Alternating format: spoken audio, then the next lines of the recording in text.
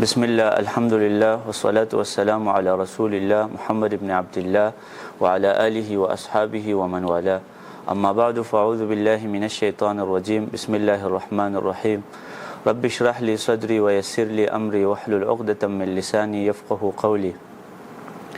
آج ہماری درس کا موضوع فقہ ہے۔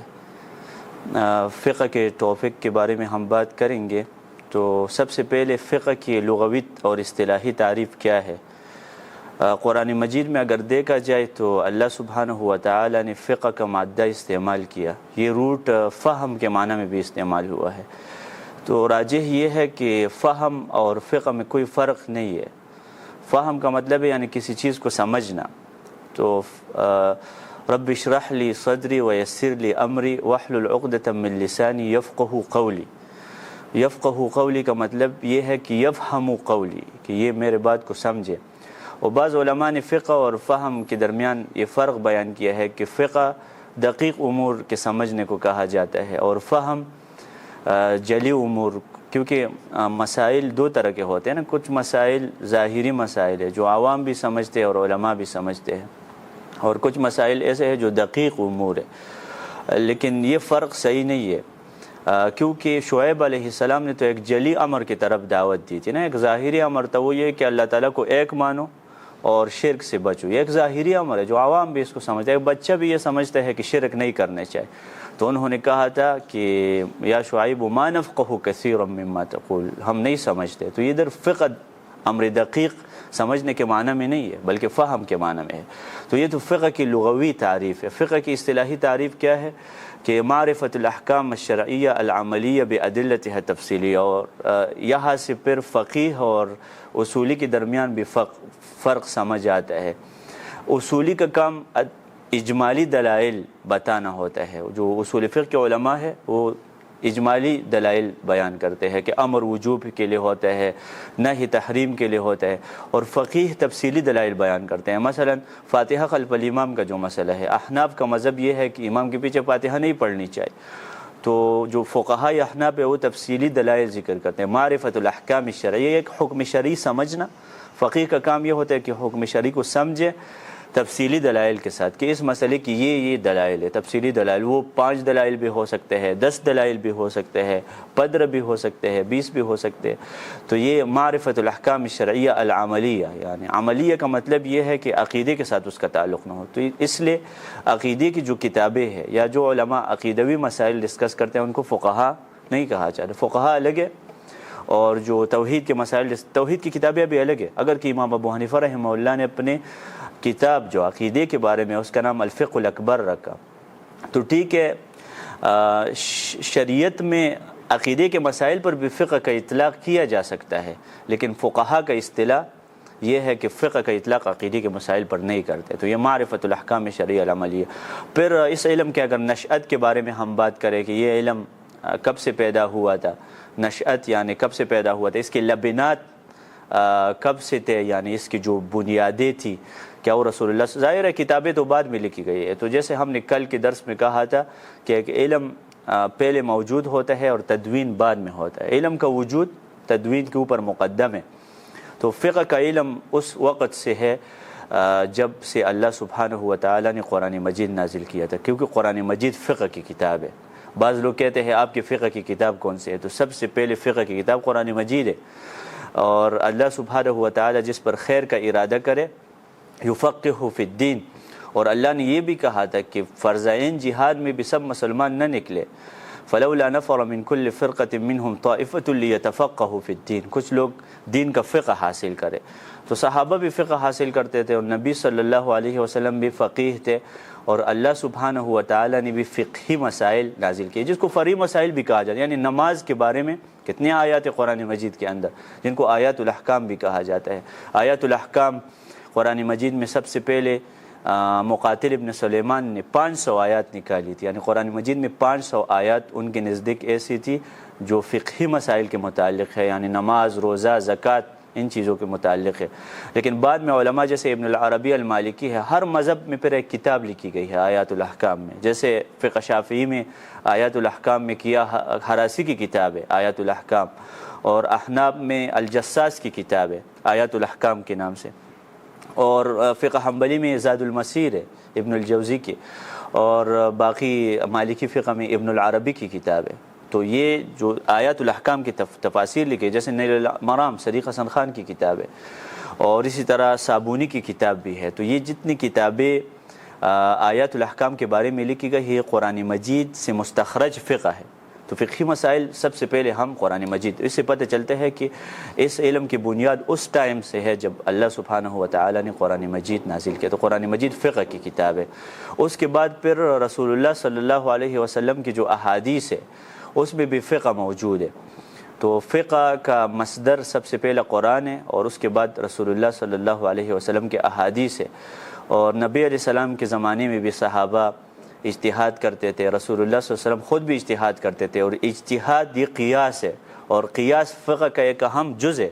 تو نبی صلی اللہ علیہ وسلم نے صحابہ کو اجازت دی تھی کہ آپ اجتہاد کر سکتے، جیسے معاذ بن جبل کو یمن کی طرف بھیجا تھا، اور انہوں نے پوچھا کہ بما تقضی یا معاذ، آپ کس کے ذریعے فیصلہ کریں گے؟ یعنی جب احکام آپ کے سامنے آ جائے، جب مسائل آپ کے سامنے آ جائے تو آپ استخراج کہاں سے کریں گے؟ تو انہوں نے کہا کہ اللہ تعالیٰ کی کتاب سے۔ اور پھر انہوں نے پوچھا کہ اگر کوئی مسئلہ قرآن مجید میں صراحت کے ساتھ نہ ہو، جیسے ابھی جاز میں نماز ہوتی ہے یا نہیں، یہ مسئلہ قرآن مجید میں صراحت کے ساتھ نہیں ہے۔ بھینس کی قربانی ہوتی ہے یا نہیں، یہ مسئلہ قرآن مجید میں صراحت کے ساتھ نہیں ہے۔ تو پھر انہوں نے کہا کہ حدیث کی طرف رجوع کرے، فقہی مسائل آپ حدیث سے نکالیں۔ انہوں نے کہا کہ اگر حدیث میں بھی آپ کو کوئی مسئلہ نہ ملے تو پھر آپ اجتہاد اور قیاس کریں۔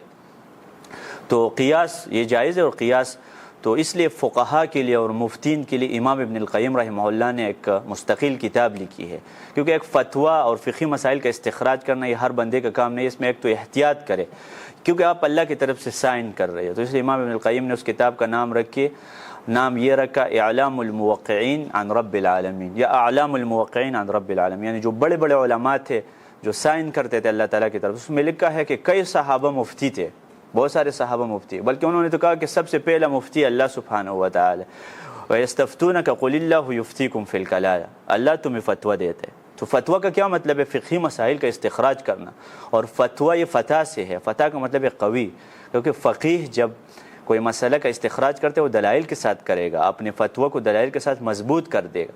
تو فتح کا مطلب ہے جوان، مفتی فتویٰ فتح سے ہے، اور فتویٰ میں بھی قوت کا معنی پائے جاتے ہیں۔ تو یہ فتوے کا سلسلہ صحابہ کے زمانے سے موجود تھا۔ بہت سارے صحابہ نے اجتہادی مسائل میں اختلاف بھی کیا ہے، ایسے مسائل جن میں ان کے پاس نص موجود نہیں تھا۔ تو یہ صحابہ کا اختلاف خود دلیل ہے کہ فقہ ان کے زمانے میں موجود تھا، کیونکہ اختلاف بھی فقہ کا اہم جز ہے۔ اسباب الاختلاف، صحابہ نے پھر اختلاف کیوں کیا؟ اس کے کئی اسباب ہے جو ابن تیمیہ رحمہ اللہ نے کتاب لکھی ہے رفع الملام عن الائمۃ الاعلام، اسباب الاختلاف کے بارے میں۔ اسی طرح ابن جریر الطبری کی کتاب تھی، اور ابن حبیرہ کی کتاب، اور آپ ابن رشد کی جو کتاب ہے بدایۃ المجتہد، وہ اگر آپ دیکھیں تو اسباب الاختلاف کئی اسباب تھے جو صحابہ، کسی کو حدیث نہیں پہنچی ہے یا کسی کو حدیث پہنچی ہے لیکن فہم میں اختلاف ہے، کیونکہ صحابہ کے مدارک مختلف تھے۔ ایک صحابی کا جو مدرک ہے وہ دوسرے سے اعلیٰ ہے، تو یہ اللہ تعالیٰ نے دیتے، تو ان کے مدارک چون کے مختلف تھے، تو اس وجہ سے پھر اختلاف واقع ہوتا تھا صحابہ کے درمیان۔ اور بہت سارے مسائل میں، جیسے عبداللہ ابن عباس اور ایک اور صحابی کا محرم کے بارے میں اختلاف ہے کہ کیا وہ محرم صابن استعمال کر سکتے ہیں یا نہیں۔ اسی طرح صحابہ کا اختلاف ہوا ہے کہ کیا اعتکاف 3 مساجد کے علاوہ کسی اور مسجد میں ہو سکتے ہیں یا نہیں، یہ بھی صحابہ کا اختلاف ہوا ہے۔ بعض صحابہ کا یہ مذہب ہے کہ پاکستان کے مساجد میں مثلاً اور یا 3 مساجد کے علاوہ اعتکاف درست نہیں ہے، کیونکہ حدیث میں ہے لا اعتکاف الا فی المساجد الثلاثہ۔ تو یہ سارے فقہی، بعد میں پھر 3ری صدی تک یہ تقلید موجود نہیں تھا، تو مذاہب موجود تھے۔ یہ مدرسہ اہل مدینہ ہے، مدینہ والوں کا مدرسہ ہے، یہ مکے والوں کا مدرسہ ہے، اور عراق میں کچھ صحابہ چلے گئے، تو ہر صحابی کا ایک خاص مذہب بنا، لیکن لوگ تقلید نہیں کرتے تھے، کسی خاص مذہب نہیں تھا جو لوگ اس کو فالو کرتے۔ تو بعد میں پھر مذاہب بھی بنے، فقہ کی کئی مدارس بنے۔ تو امام ابو حنیفہ رحمہ اللہ سے پہلے بھی ایسے فقہا موجود تھے جن کا ایک مذہب بنا تھا اور لوگ ان کے اوپر اعتماد کرتے تھے، لیکن بہرحال 3ری صدی تک تقلید موجود نہیں تھا۔ یعنی جیسے شاہ ولی اللہ رحمہ اللہ نے حجت اللہ البالغہ المبحث السابع میں یہ بات لکھی ہے کہ لم یکن الناس مجتمعین علی مذہب امام واحد فی القرون الثلاثہ، 3 قرون میں لوگ ایک مذہب پر اکٹھے نہیں تھے، ایک مذہب پر اکٹھے نہیں تھے، بلکہ وہ دلیل کو دیکھتے تھے۔ کبھی ایک مسئلہ پیش آیا، 2 صحابہ کا اختلاف ہے تو صحابہ دیکھتے تھے کن صحابی کے پاس دلیل ہے، کس صحابی، تو اس کی طرف رجوع کرتے، وہ دلیل کی تابعداری کرتے تھے۔ اور تقلید تو یہ ہے کہ قبول قول الغیر بلا دلیل، آپ بغیر دلیل کی کسی کے قول کو۔ تو بعد میں پھر جب 4 مذاہب بنے، لوگوں نے ان مذاہب کی تابعداری شروع کر دی، اور صحابہ جو ان کے منتشر ہوئے تھے مختلف ممالک میں، افغانستان جو کچھ صحابہ گئے تھے جیسے عبد الرحمن ابن سمورہ، ان کا قبر بھی کابل میں ہے، اور ابن ماجہ میں حدیث ہے کہ کانا یقصر بکابل سنتین، کابل میں 2 سال تک انہوں نے قصر نماز پڑھی تھی۔ عبداللہ ابن مسعود کوفہ گئے تھے۔ تو اسی طرح صحابہ جو ان کے مختلف ممالک میں منتشر ہوئے تھے، ان کا ایک خاص مذہب بنا تھا، کیونکہ وہ اجتہادات کرتے تھے اور وہ قیاس بھی کرتے تھے، تو پھر ان کا رائے دوسرے صحابی کی رائے سے مختلف ہو سکتے ہیں، تو دوسرا صحابی کسی اور کنٹری میں رہتے ہیں۔ تو اسی طریقے سے پھر مذاہب بنے، پھر 4 مذاہب کی بنیاد بھی ائمہ 40 نے نہیں رکھی، یعنی امام ابو حنیفہ رحمہ اللہ نے یہ نہیں کہا کہ جو مذہب حنفی ہے آپ اس کی تابعداری کرے اور کسی اور مذہب کی تابعداری نہ کرے، بلکہ ابو حنیفہ رحمہ اللہ نے یہ کہا کہ آپ لوگ دیکھیں اگر میرا کوئی قول قرآن حدیث کے مطابق ہے تو آپ لے لیں، اور اگر مطابق نہیں ہے تو آپ اس کو رد کر سکتے ہیں۔ تو اسی طریقے سے امام احمد رحمہ اللہ کی بھی یہ دعوت تھی، اور تو یہ فقہا، اگر کہ شاہ ولی اللہ رحمہ اللہ نے امام احمد کو فقہا میں شمار نہیں کیا بلکہ اہل حدیث میں، تو یہ پھر 2 مدرسے بنے تھے، اہل حدیث کا مدرسہ الگ تھا اور اہل رائے کا مدرسہ الگ تھا، یہ 2 مدرسے بھی بنے تھے۔ یعنی صحابہ کے زمانے میں بھی یہ کوفہ کے لوگ اس وجہ سے بدنام تھے کہ چونکہ وہ رائے زیادہ استعمال کرتے، لیکن پھر بعد میں جب امام شافعی رحمہ اللہ آیا، انہوں نے جمع بین المدرسین تعین کیا، یعنی انہوں نے یہ سمجھایا لوگوں کو کہ رائے اور حدیث یہ دوسرے سے الگ الگ نہیں ہے، رائے بھی چل سکتے ہیں دین میں اور حدیث بھی چل سکتے ہیں، تو اس وجہ سے رائے اور حدیث یہ دونوں مختلف نہیں ہے۔ اس امام شافعی رحمہ اللہ سے پہلے لوگ رائے کو بالکل مختلف سمجھتے تھے، اہل رائے اپنے رائے پر فخر کرتے تھے، وہ کہتے تھے کہ اہل حدیث حشویہ ہے، ان کو کچھ نہیں آتا، فقہی مسائل ان کو نہیں آتے، اور اہل حدیث کہتے تھے کہ یہ اہل رائے انہوں نے سارا دین برباد کر دیا ہے۔ تو اس لیے کہا جاتا تھا کہ اذا حدثک الکوفی بألف حدیث، جب کوفی آپ کو 1000 حدیث بتا دے تو 1 قبول کر دے اور 999 کو رد کر دیں، 999 کو آپ رد کر دیں، یعنی اتنے لوگ بدنام تھے نا کوفہ کے لوگ، ان سے بالکل حدیث نہیں لی۔ لیکن یہ بات غلط ہے، صحیح بات یہ ہے کہ رائے کا بھی دین میں دخل ہے، اللہ تعالیٰ نے رائے کی اجازت دی ہے، تدبر اور تفکر کی اجازت دی ہے، تو اس لیے بعد میں مذاہب بنے۔ تو ابھی میں آتا ہوں 4 مذاہب کی طرف، ان میں جو اہم مصادر اور مراجع ہے کون سے ہے۔ تو اس میں سب سے پہلا مذہب جو عمر کے لحاظ سے اگر دیکھا جائے وہ امام ابو حنیفہ رحمہ اللہ ہے۔ امام ابو حنیفہ رحمہ اللہ کی پیدائش 80 ہجری میں ہوئی ہے، اور یہ ائمہ 4 میں عمر کے لحاظ سے سب سے اکبر ہے، اور 150 ہجری میں پھر امام ابو حنیفہ رحمہ اللہ فوت ہوئے ہیں۔ ابو حنیفہ رحمہ اللہ کے تقوی کے بارے میں اور ان کے زہد کے بارے میں، ان کے فقہ کے بارے میں علماء گواہ ہے۔ ابو حنیفہ رحمہ اللہ کو کچھ لوگوں نے ارجاء کی نسبت کی ہے کہ وہ مرجیت عقیدہ میں، لیکن یہ بات بھی درست نہیں ہے، یا وہ فقہ میں کمزور تھے، یا بعض لوگ یہ سوال کرتے ہیں کہ ابو حنیفہ رحمہ اللہ کو حدیث نہیں آتے، حدیث کا علم نہیں ہے، تو فقہ کہاں سے انہوں نے استخراج کیا؟ یہ بات بھی صحیح نہیں ہے۔ آپ کو کس نے کہا کہ ابو حنیفہ رحمہ اللہ کو کے پاس حدیث نہیں ہے؟ ہو سکتا ہے ان کے پاس حدیث اور فقہ کا استخراج کیا، لیکن وہ حدیث وہ بیان نہیں کرتے تھے، احتیاط کرتے تھے، کیونکہ کوفہ میں جابر الجعفی کے نام سے ایک شخص تھا جو منگڑت حدیث بناتے تھے، تو اس وجہ سے وہ زیادہ احتیاط کرتے تھے۔ آپ دیکھیں امام ابو حنیفہ نے جابر الجعفی کو کذاب کہا ہے، تو اس وجہ سے پھر یہ امام ابو حنیفہ رحمہ اللہ مختلف مسائل کا استخراج قرآن اور حدیث سے کرتا تھا، اور انتہائی مشہور ہوئے کہ وہ فقہ میں مشہور امام ہے، اور ان کا بیٹا حماد، ان کا استاذ بھی حماد ہے اور بیٹا بھی حماد ہے امام ابو حنیفہ رحمہ اللہ کا، تو وہ کافی مشہور ہوئے اور فقہی مسائل کا استخراج کرتا تھا۔ پھر یہ ہوتا ہے کہ کبھی ایک عالم کا علم اسٹوڈنٹس مدون کرتے ہیں، یعنی ان کے تکڑا اسٹوڈنٹس ہوتے ہیں وہ ساتھ لکھتے ہیں، استاذ کے جو جوابات ہے، استاذ کی جو دروس ہے وہ ساتھ لکھتے ہیں۔ تو اسی طریقے سے، یا اگر آپ کے شاگردوں میں سے کوئی شخص حکومت میں قاضی ہے، اس حکومت میں جو دور ہے، تو وہ بھی آپ کے فقہی مسائل اور آپ کے جو جوابات ہے یا آپ کا جو علم ہے وہ منتشر ہونے کا سبب بن سکتا ہے۔ تو فقہ حنفی اس وجہ سے منتشر ہوا کہ چونکہ ابو یوسف رحمہ اللہ وہ قاضی تھے، اور اسی طرح امام ابو حنیفہ رحمہ اللہ کے کئی شاگرد تھے، جیسے محمد بن الحسن الشیبانی اور امام ظفر اور اسی طرح ابو یوسف یعقوب جن کا نام ہے۔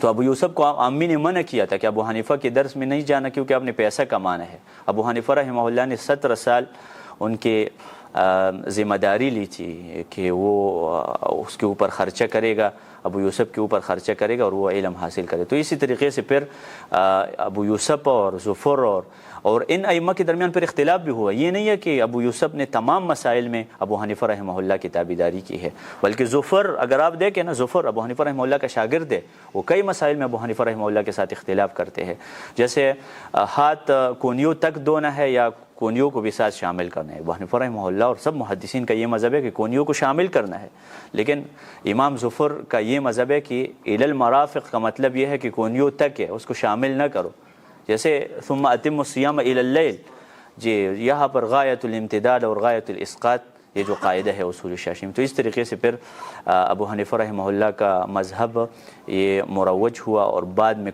بہت سارے لوگوں نے فقہ حنفی کی خدمت کی ہے۔ میں چند کتابوں کی طرف وہ ان کا نام ذکر کروں گا جن سے آپ استفادہ کرتے ہیں۔ ایک تو مشہور کتابیں ہیں، جیسے ہدایہ کے نام سے مرغنانی کی کتاب ہے، یہ اصل میں بدایہ کا شرح ہے، بدایت المبتدی کے نام سے کتاب تھی، تو پھر یہ ہدایہ شرح ہے، اور ہدایہ کے اوپر بھی کئی شروحات ہیں۔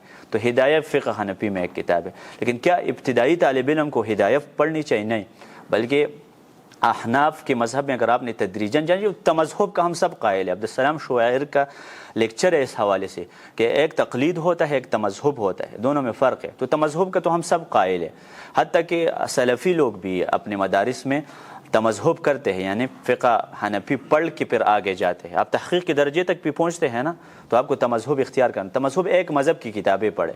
تو اگر آپ نے فقہ حنفی پڑھنے ہیں، ہدایہ سے پہلے بھی ایسی کتابیں ہیں جو آپ کو پڑھنی چاہیے، جیسے نور الایذا یا مراقی الفلاح کے نام سے کتاب ہے احناف کی فقہ میں، اور بعد میں آپ پھر یہ اسی طرح ایک مشہور کتاب جو کہ شرح ہے، والد نے کتاب لکھی ہے المختار فی الفتویٰ کے نام سے، اور محمود کے نام سے ایک عالم تھے، پھر ان کے بیٹے نے الاختیار فی تعلیل المختار، المختار کے نام سے کتاب تھی والد صاحب کے، پھر ابو عبداللہ الموصلی نے، اور یہ کتاب اسلامک یونیورسٹی میں مقرر بھی ہے۔ تو یہ احناف کی فقہ میں عظیم کتاب ہے جو کہ مدلل ہے۔ تو کئی کتابیں پر احناف کے علماء نے لکھی ہے، اس کے جیسے البحر الرائق ہے اور کنز الدقائق ہے، اور اسی طرح احناف کی جو تفسیر کی کتابیں ہیں آیات الاحکام، جیسے الجساس نے فقہ حنفی کی بہت خدمت کی، ان کو ابو حنیفہ ثانی کہا جاتا تھا۔ الجساس ان کے اصول فقہ میں بھی کتابیں ہیں، اور ساتھ ساتھ فقہ حنفی میں بھی ان کی کتابیں ہیں، اور جو تفسیر الجساس کی وہ بہترین گواہ ہے الجساس کے ذہانت کے اوپر، اور وہ کس طریقے سے امام شافعی کے اوپر تعقب کرتا ہے۔ آپ الجساس کی کتابیں پڑھ سکتے ہیں۔ ہاں ٹھیک ہے، ان کے عقیدے میں اعتزال موجود تھا، لیکن انہوں نے کس طریقے سے خدمت کی۔ اسی طرح بعد میں زیلعی نے بھی فقہ حنفی کی خدمت کی، کیونکہ فقہ حنفی میں ایسے روایات ہے جو کہ ضعیف ہے۔ ہدایہ میں آپ دیکھیں تو پھر کچھ علماء نے تخریج کی، ان روایات کی تخریج کی۔ اس کے بعد پھر ہم امام شافعی، محمد ابن ادریس الشافعی، ان کا مذہب پھر امام شافعی رحمہ اللہ کے مذہب کی ترویج کے لیے بھی اللہ تعالیٰ نے بہت سارے علماء کو پیدا کیا جو امام شافعی رحمہ اللہ کے مذہب کی ترویج کر دے۔ اور فقہ شافعی میں بھی کئی کتابیں علماء نے لکھی ہے، جیسے امام نووی رحمہ اللہ کی خدمات بہت اہم ہے اس باب میں، حتیٰ کہ امام نووی رحمہ اللہ کی تقلید لوگوں نے شروع کی تھی۔ لوگ کہا کرتے تھے کہ نوویت لا نبویت، ہمیں نووی کا قول چاہیے، نبوی اقوال نہیں چاہیے۔ تو اس طریقے سے امام نووی کا پھر فقہ شافعی امام نووی کی شرح مسلم میں بھی موجود ہے، جو المنہاج کے نام سے شرح ہے امام نووی کا، اس میں بھی فقہ شافعی موجود ہے، آپ کو مل جائے گا۔ ھکذا قال اصحابنا، وہ کہتے ہیں ہمارے اصحاب کا یہ قول ہے۔ تو اسی طرح ابو اسحاق الشیرازی جن کے اصول فقہ پر کتابیں بھی ہے، ان کی کتاب تھی المہذب، المہذب کے نام سے فقہ شافعی میں کتاب تھی۔ تو پھر بعد میں امام نووی نے المجموع کے نام سے اس کتاب کو شرح بھی کیا۔ تو یہ فقہ شافعی کی تدوین اس طریقے سے ہوئے، اور بہت سارے علماء نے فقہ شافعی میں کتابیں لکھی ہیں۔ اس کے بعد ہم آتے ہیں فقہ مالکی کی طرف۔ تو فقہ مالکی کے میں تو خود فقہ کی کتاب امام مالک نے لکھی ہے، یعنی حدیث میں پہلی کتاب ہے الموطا للامام مالک۔ موطا کا مطلب ہے موافقت، ان ناشئۃ اللیل ہی اشد وطئا، وطء کا مطلب ہے موافقہ، یعنی جو شخص تہجد پڑھتے ہیں، اللہ کا ذکر کرتے ہیں، ان کی باتیں موافق ہوتے ہیں، یہ وہ سیدھی سیدھی باتیں کرتے ہیں، واضح باتیں کرتے ہیں.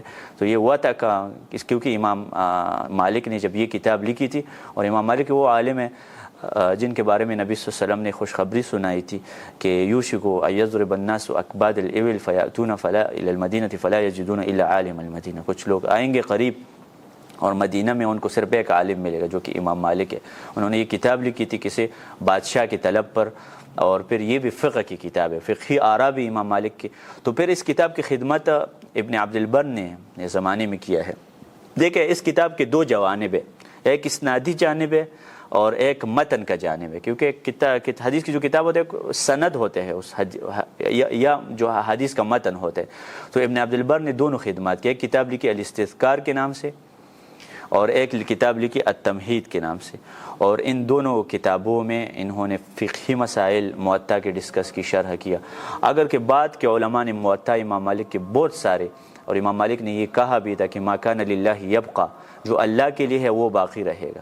کیونکہ امام مالک سے کہا گیا کہ آپ سے پہلے تو امام محمد نے بھی موطا کے نام سے کتاب لکھی ہے نا، آپ کیوں لکھ رہے ہیں؟ انہوں نے کہا کہ ما کان للہ یبقى، میں اللہ کے لیے لکھ رہا ہوں، اور جو اللہ کے لیے لکھے تو وہ باقی رہے گا. تو کتنے علماء، ابن العربی، یہ شاہ ولی اللہ کی کتاب ہے المسوّى المصفى، فارسی میں بھی عربی میں بھی، یہ سب موطا امام مالک کی شروحات ہے. تو اس طریقے سے پھر ہم آتے ہیں فقہ حنبلی میں. اگر آپ نے تمذہب اختیار کرنا ہے، اور فقہ حنبلی حدیث کے بہت زیادہ قریب فقہ ہے، تو اس میں آپ ابن قدامہ رحمہ اللہ کی خدمات کو یاد رکھیں گے. ابن قدامہ رحمہ اللہ یہ عبد الغنی مقدسی کا کزن ہے. عبد الغنی مقدسی عمدۃ الاحکام کا جو مؤلف ہے. تو ابن قدامہ نے کتاب لکھی عمدۃ الفقہ کے نام سے، چھوٹی مختصر کتاب ہے، آپ اس سے سٹارٹ لے لیں. اس کے اوپر پھر کئی علماء کے شروحات ہیں. ابن تیمیہ رحمہ اللہ نے بھی اس کتاب کی شرح لکھی. تو ابن قدامہ نے یہ مذہب زندہ کر دیا. اس کے بعد انہوں نے المقنع کے نام سے کتاب لکھی ہے، اور بعد میں پھر یہ المغنی کے نام سے تفصیلی کتاب ہے فقہ حنبلی میں. تو فقہ حنبلی میں آپ ابن قدامہ کی کتابیں پڑھ کر تدرج کر سکتے ہیں اس فقہ میں. وصلی اللہ تعالی علی خیر خلقہ محمد وصحبہ اجمعین.